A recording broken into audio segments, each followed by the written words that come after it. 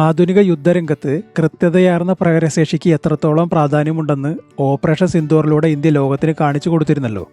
കൃത്യതയാർന്ന ആക്രമണങ്ങളോടെ മാത്രമേ ശത്രുവിന് കാര്യമായ നാശനഷ്ടങ്ങൾ വരുത്താൻ കഴിയൂ. നമ്മുടെ CDS അനിൽ ചൗഹാൻ പറഞ്ഞതുപോലെ ഓപ്പറേഷൻ സിന്ദൂർ ഒരു നോൺ കോണ്ടാക്ട് യുദ്ധമായിരുന്നു. ശത്രുരാജ്യത്തിൻ്റെ അതിർത്തി പോലും കടക്കാതെ നമ്മുടെ അതിർത്തിയിൽ നിന്ന് ആക്രമണം നടത്താൻ കഴിഞ്ഞു എന്നതാണ് ഇതിൻ്റെ ഏറ്റവും വലിയ പ്രത്യേകത. ആധുനിക യുദ്ധത്തിലെ ഒരു നിർണായക ഘടകമാണ് പ്രിസിഷൻ സ്ട്രൈക്കുകൾ. ഒരു രാജ്യത്തിന് യുദ്ധത്തിൽ ആധിപത്യം നേടുന്നതിന് ഇത് അത്യാവശ്യമാണ്. ഓപ്പറേഷൻ സിന്ദൂറിന് ശേഷം ഇന്ത്യ കൃത്യതയാർന്ന പ്രഹരശേഷിയിലുള്ള കരുത്ത് നിരന്തരം വർദ്ധിപ്പിച്ചുകൊണ്ടിരിക്കുകയാണ്. ഇതിൻ്റെ ഭാഗമായി ഇന്ത്യ ഇസ്രായേലിൽ നിന്ന് സുപ്രധാനമായ ലോറ മിസൈലുകൾ വാങ്ങുന്നുണ്ട്. എന്നാൽ ഇന്ത്യക്കിപ്പോൾ ഇതിനേക്കാളെല്ലാം വലിയൊരു തകർപ്പൻ ഓഫറാണ് ലഭിച്ചിരിക്കുന്നത്. ഇന്ത്യ വാഗ്ദാനം സ്വീകരിച്ചാൽ ചൈനയും പാകിസ്ഥാനും തുർക്കിയും എല്ലാം ഞെട്ടിപ്പോകും. കാരണം ഈ തലത്തിലുള്ള പ്രഹരശേഷി മറ്റൊരു രാജ്യത്തിനുമില്ല.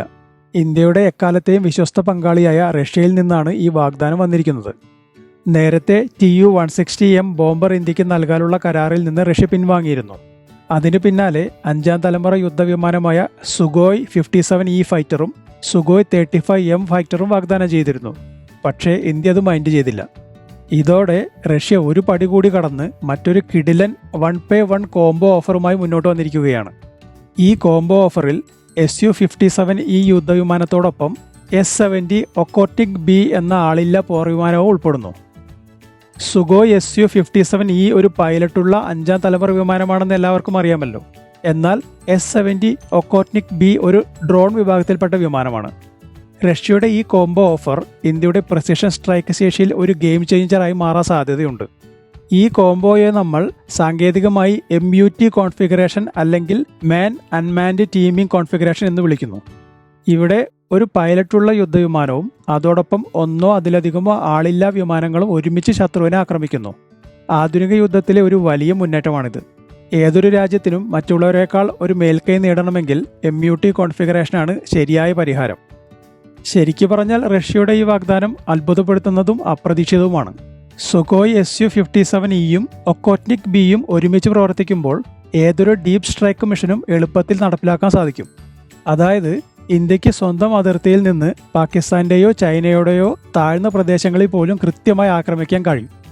ഒക്കോട്നിക് B നിലവിൽ ലോകത്തിലെ ഏറ്റവും നൂതനമായ UAVകളിൽ ഒന്നാണ്. റഡാറുകൾക്ക് കണ്ടെത്താൻ കഴിയാത്ത വിധം വളരെ നേരം ആകാശത്ത് തങ്ങാനും ഏകദേശം 3 ടണ്ണിൻ്റെ അടുത്ത് വരെ പേലോഡ് വഹിക്കാനും കഴിയും.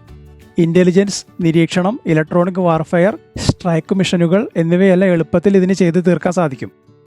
റഷ്യയുടെ ഈ പുതിയ ഓഫറിൽ സാങ്കേതികവിദ്യ പരിപൂർണമായി കൈമാറാനും ഹിന്ദുസ്ഥാൻ എയറോനോട്ടിക്സ് ലിമിറ്റഡിൽ ഉൽപ്പാദനം നടത്താനും സന്നദ്ധത അറിയിച്ചിട്ടുണ്ട്.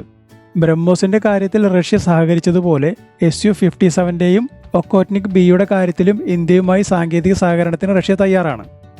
ഇത് വെറുമൊരു വാങ്ങൽ വിൽക്കൽ ബന്ധത്തിൽ നിന്ന് സംയുക്ത നിർമ്മാണ ബന്ധത്തിലേക്കുള്ള ഒരു ചൂടുമാറ്റമാണ്. HALന്റെ നാസിക്കിലെ നിലവിലുള്ള Su-30 MKI അസംബിൾ ചെയ്യുന്ന കേന്ദ്രത്തിൽ തന്നെ ഇതിൻ്റെയും നിർമ്മാണം നടക്കുമെന്ന് റഷ്യ അറിയിച്ചിട്ടുണ്ട്. ഇന്ത്യയും റഷ്യയും വ്യത്യസ്തമായ രാഷ്ട്രീയ മുൻഗണനകളും വെല്ലുവിളികളും ഉള്ളവരാണെങ്കിലും ഇരുവർക്കും പരസ്പരം പ്രാധാന്യം അറിയാം. ഈ റഷ്യൻ വാഗ്ദാനം ഇന്ത്യ വളരെ ഗൗരവത്തോടെയാണ് പരിഗണിക്കുന്നത്.